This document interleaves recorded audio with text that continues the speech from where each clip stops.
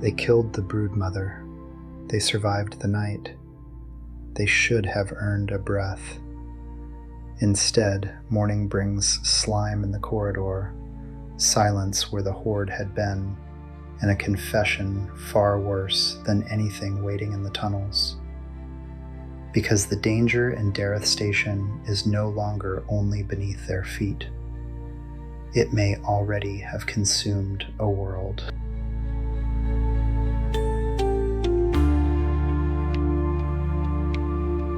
Welcome back to the Dark Razor Chronicles streamcast. This is Season 6, Episode 6, The Betrayer's Foothold. The deeper cost of what happened in Sansa finally begins to surface, and Sharael starts to see the consequences of her bargain with Juhada, and the terrible possibility that what was unleashed there is no ordinary infernal corruption. The tunnels remain hostile, a threat hissing in the distance that reminds everyone survival here is only ever temporary.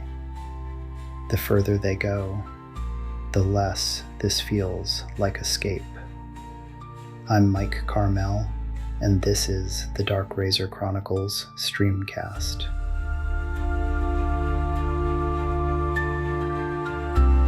Cullen, Avon.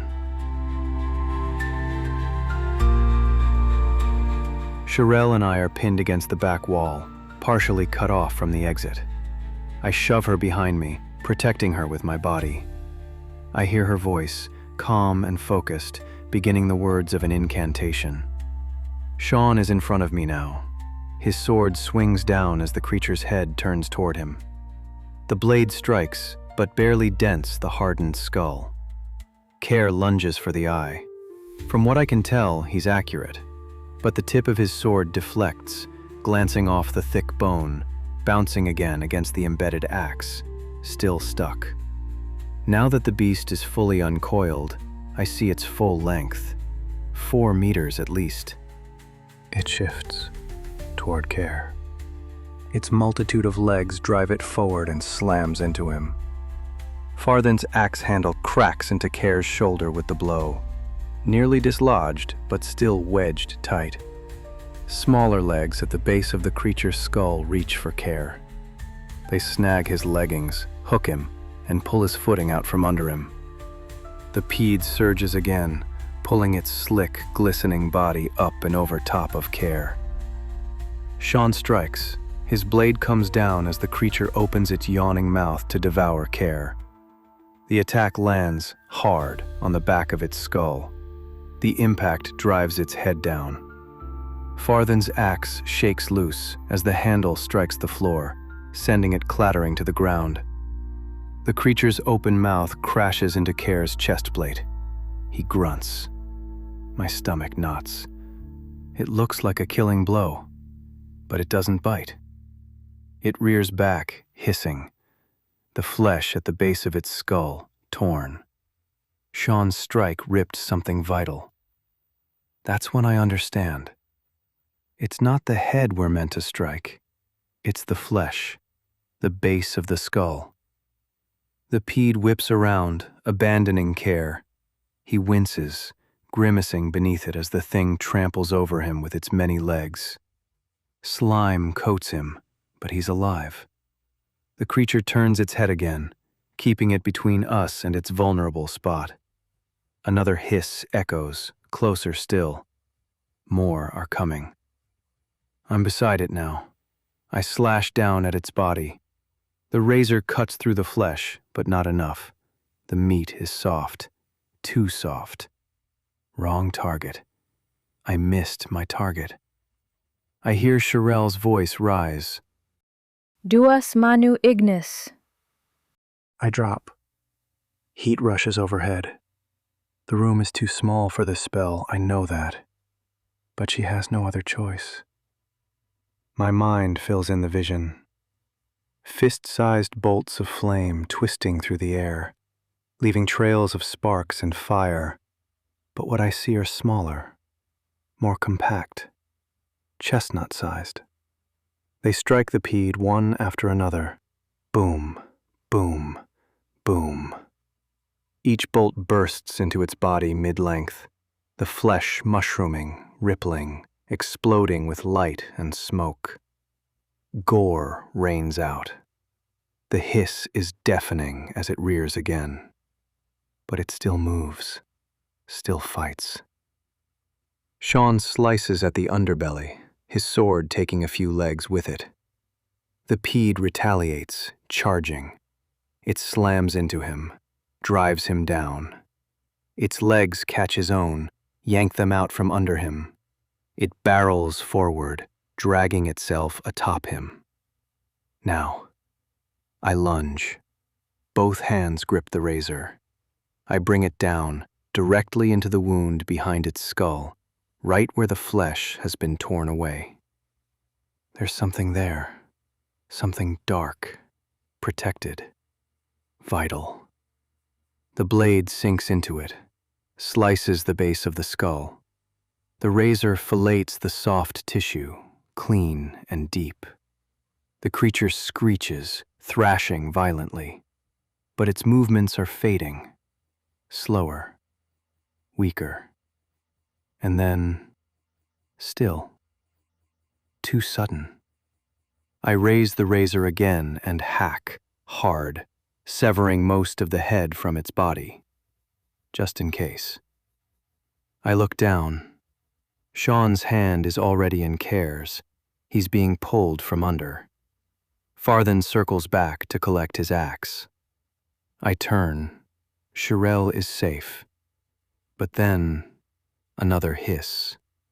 This one feels to be just out in the hallway. I feel the floor vibrate. I run to the doorway.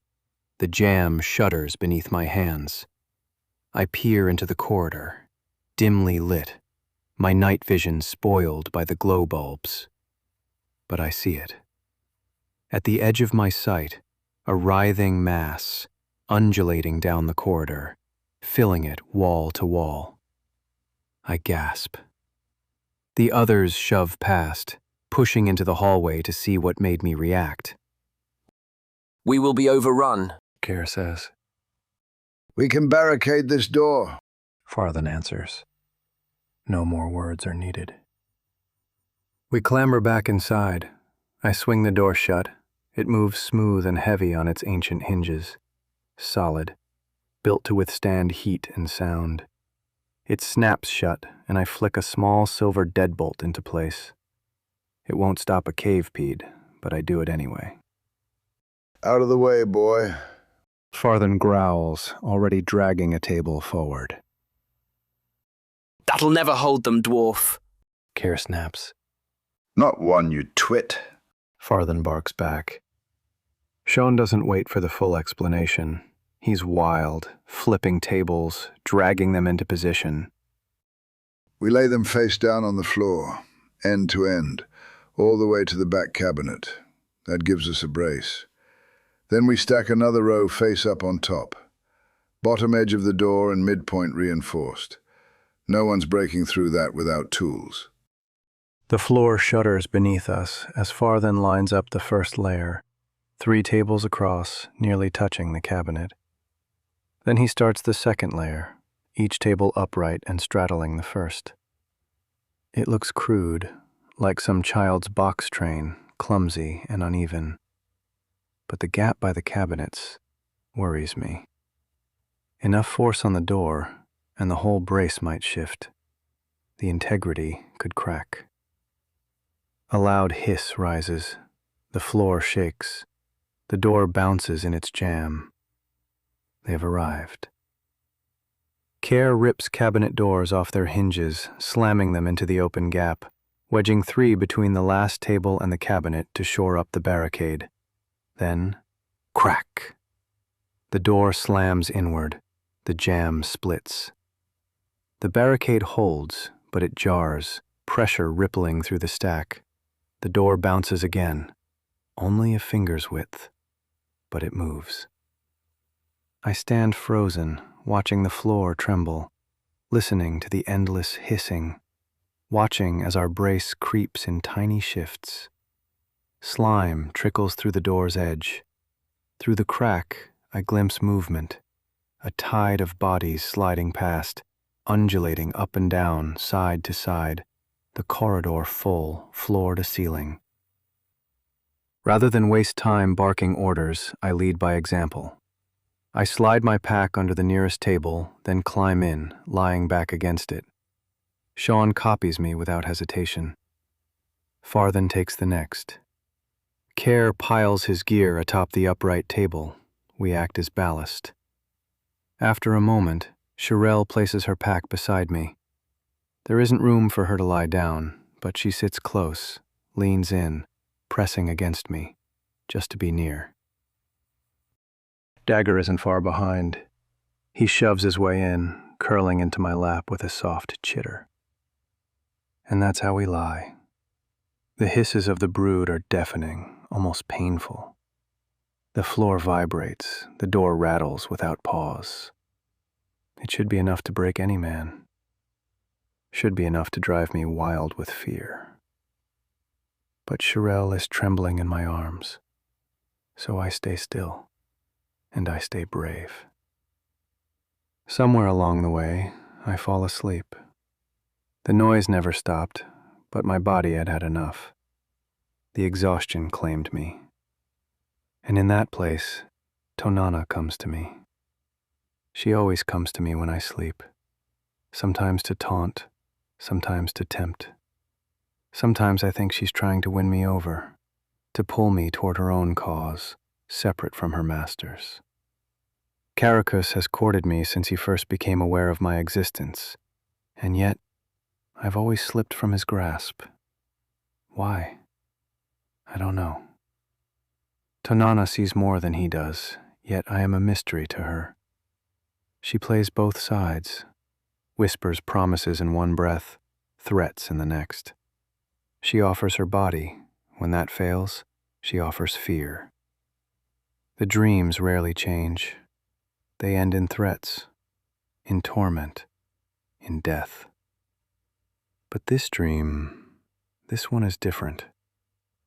After she leaves me, I drift from the temple, that familiar place where so many of her dream visitations take form. I find myself in the woods. I feel like an animal, crawling, hunting, stalking something. I see a man. He knows something's coming, knows I am near. He senses the wrongness, the predator in the dark. And I feel his fear. I smell it. Then I charge. I leap from cover, running on all fours, then rising, sprinting the last few steps, I reach him. We collide. The impact jars me, his clothes in my hands, his shoulder striking my chest, his terror in my nostrils, my heart pounding. I wake, neck stiff, pain creeping across my back. I lift my head. It's quiet. The others sleep.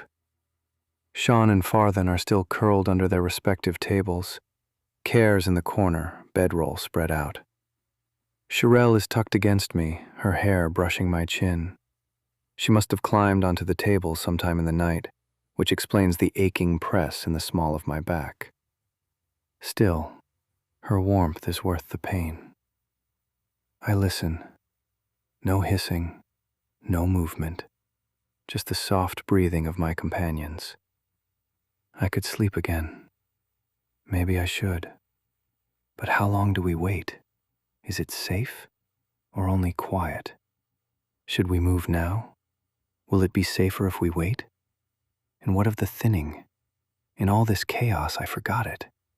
Forgot the threat still pressing downward, hunting us.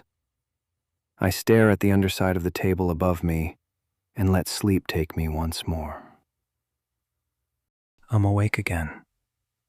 I glance over the others. My eyes linger on the cave-pede, the brood mother. It hasn't moved, though all through my restless sleep I heard it. Shifts, bubbles, soft noises in the dark.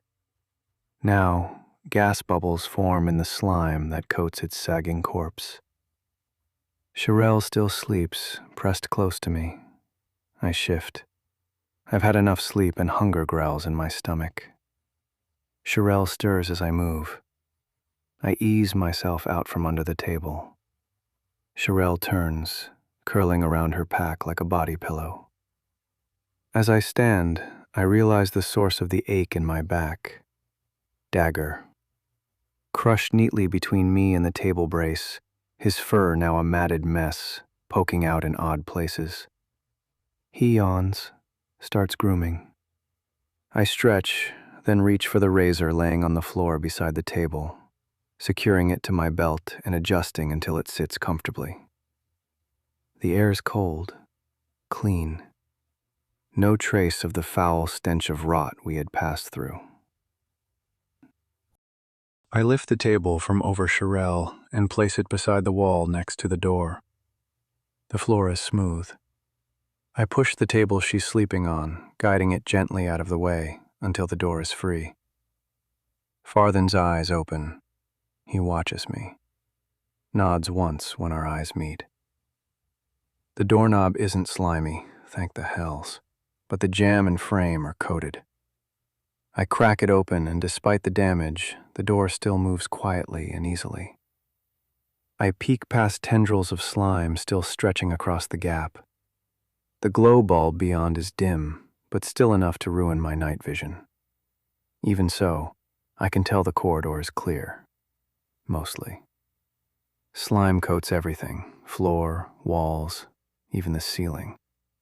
As we slept, the muck must have dripped, oozed, slid, now pooling thickest on the floor. I open the door fully, snapping the strands of slime. The hallway is empty, as far as I can see. I step through and pull the door almost closed behind me. The floor is slick beneath my boots, crunching, then squelching. Each step breaks through a thin crust into wet sludge. It's like walking on ice-covered mud. I nearly fall reaching the water closet door. The knob is slick, warm, repulsive. Slime squeezes between my fingers, and it takes several attempts to twist it open. The space is too small to hide anything large. Still, I brace myself, expecting the worst. No threat inside. The toilet is strange, familiar yet unnatural, functional. A metal box hangs on the wall, childlike handprints drawn on its surface. I close the door behind me, expecting the soft orange of my night vision to take over. A soft light comes on. When I emerge, I am bewildered. Yesterday's relief was nothing like that. Despite the age of this water closet, no cleaning paper, no leaves, no water in the basin or to wash, I come out clean, and a little wonderstruck. Even the box on the wall, when I slid my hands inside, it cleaned and dried them, thoroughly. No magic, no heat, just sensation. Smooth, cool, exact. I cross the hallway, cracking through slime crust with every step, the muck beneath shifting underfoot. I avoid touching the door and use my boot to push it gently further open, whispering warnings of my approach. No one wants a startled axe to the face. Inside, the others are stirring. Sean eats dried meat, sitting on an upturned chair. Care rolls his bedroll. Farthen inspects the corpse of the broodmother. Sharael sits exactly where I left her, Dagar curled contentedly in her lap. She strokes him gently. As I shut the door, I feel their eyes settle on me. Did you scout? Care asks. I shake my head. It hadn't even occurred to me, though it should have. It's quiet, but I can't say where the peds have gone. Farthen grunts. Unless there's another way into the cave, they'll have returned to it. I think we should make haste, I say. Take advantage of the quiet. We still have the threat of the thinning over our heads. I leave the rest unsaid. How far has it descended during the night? They've forgotten it. I can see it in their eyes. but my words spark that fire again. Care nods. I agree, First Parthis. We should be off quickly. I'll scout ahead. I nod as he moves to the door and disappears into the corridor. Sean excuses himself to use the water closet. When Sean returns, he says he'll backtrack, make sure we're not followed. Farthen gestures to Sharael, and she slips out next. I wait. I glance at Dagar, sitting on the overturned table, cleaning himself with the lazy diligence of a cat. "How come I never see you doing the necessaries?" I ask, nudging him. He shrugs mid-lick. Come to think of it, I've never noticed it, not even once. I scowl at him. He meets my look with a grin, shrugs again. Perhaps one day I'll just pop like a soap bubble. I want to smile, but something else bothers me. You didn't attack the Pede, I say. Not an accusation, though it probably sounds like one. He replies, his tone edged, almost offended. No? Farthen glances over. His grunt of disapproval rumbles low, but I doubt Dagar cares. I could have Dagar continues. jumped onto that slime-covered, writhing mass. He looks up at the ceiling, thoughtful. Could have used lightning, I suppose. Farthen chokes on a breath, eyes widening slightly. But I've seen lightning travel through water. Wasn't all that sure what would happen to anyone touching peat slime. He lets the silence linger, giving me time to process. He's not wrong. There are dry patches, but most of us were standing soul deep in it. And fire, of course. He rolls his paw lazily. Always comes naturally, though I'd have had to tame it a bit. Confined place like this, wasn't exactly sure you'd want a great flaming log rolling and thrashing around in here. He sits up straighter, tail twitching once. Still, next time. No, I say, cutting him off gently. You made the right decision. Farthen groans, low and grumbling, but says nothing. Maybe he disagrees. Or maybe he just doesn't like agreeing with Dagar, who often sounds half-mad and wields far too much power. Sharael returns. Farthen heads out fast, without a word. I've righted another chair. She takes the one beside me with a bemused smile. What's gotten into him? She asks, nodding toward the door. But then she looks at me, and her smile falters. Not from my expression, but from what she's been holding in. The thinning. She says at last, her voice almost a whisper. Sansa, I've destroyed it. With my bargain. Her words strike like ice in my chest. With the demon? I ask. She nods, her eyes beginning to fill with tears. She hadn't told me of the bargain. I'd assumed our escape, our sudden transport, was something she had compelled the creature to do. Dagar, as if reading my thoughts, slowly shakes his head. He was too powerful. She says, as if confessing. A grand demon of old. A creature not of the infernos. Not? I echo, confused. If not from the infernos, then where? She's afraid, truly afraid, and sorrowful. He is an archdemon of hell.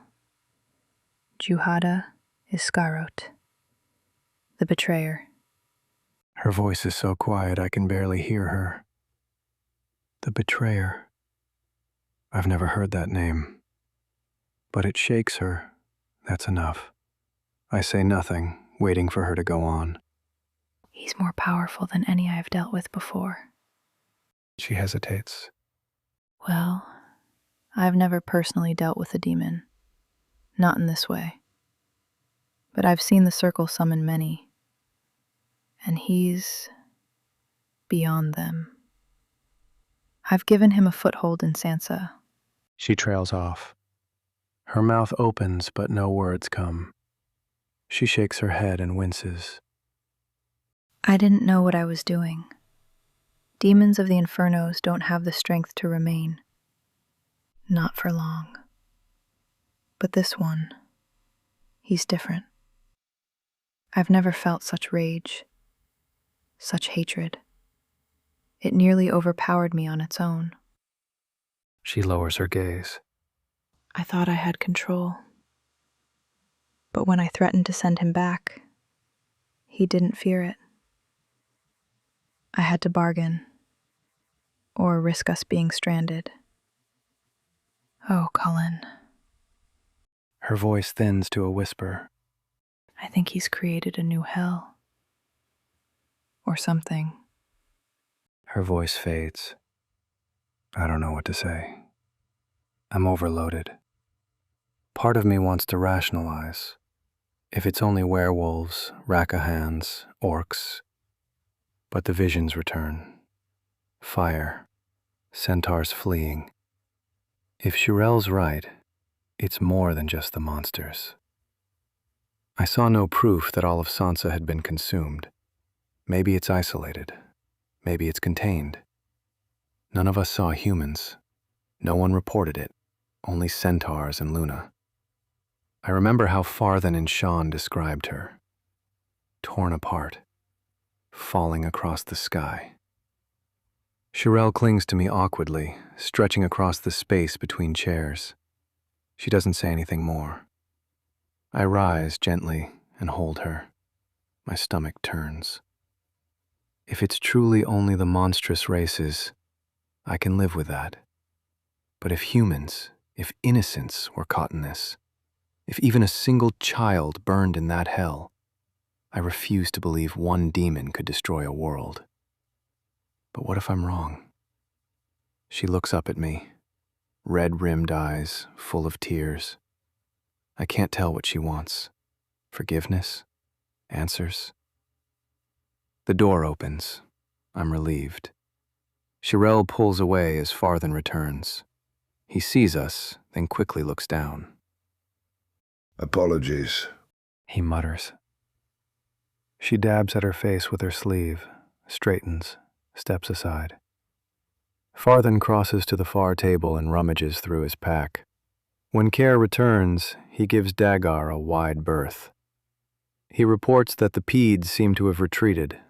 No sign they've ever ventured farther than this point. When Sean comes back, he confirms the corridor is clear. I feel the weight lift. No more worries of being overrun. But the realization hits me. Without the Pedes disturbing the paths, we're back to worrying about traps. I wonder whether I should tell the others what Sharael confessed. Is it relevant? There's no proof she caused the thinning. No evidence of a full-scale collapse of Sansa. For now, I keep it to myself. We leave the room without further delay. The corridor floor is flat, seamless now, smooth beneath our boots.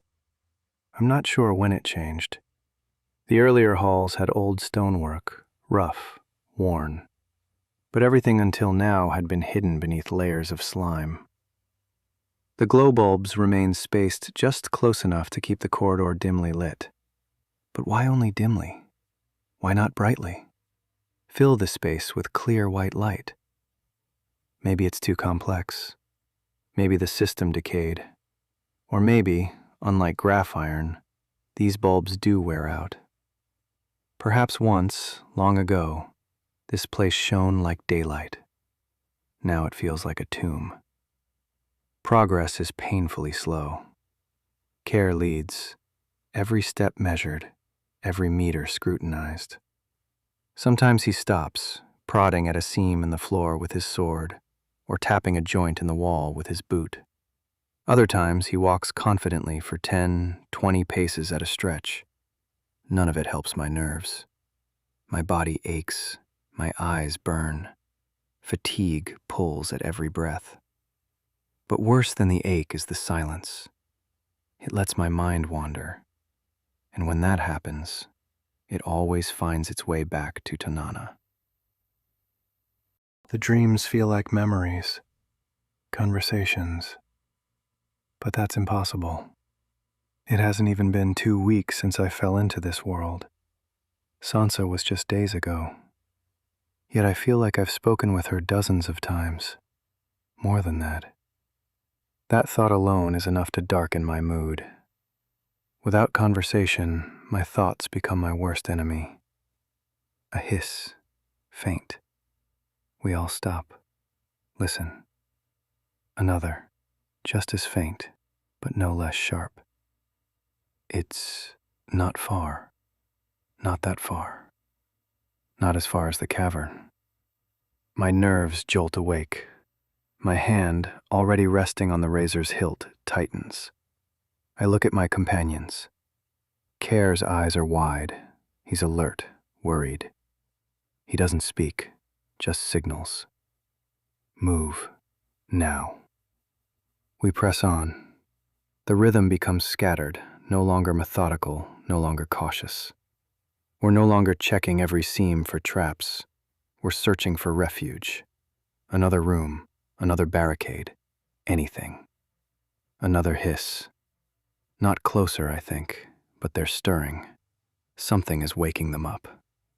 Sharael's hand wraps around my arm. She tugs. We stop. What about oil? She says. Oil? Care turns, impatient. What of it? I know what she means. And I can see she's trying to stay calm, focused. Do we have flasks? If they come, we could ignite the corridor. Aye, lass. Farthern says, catching on. Would work if the horde's small.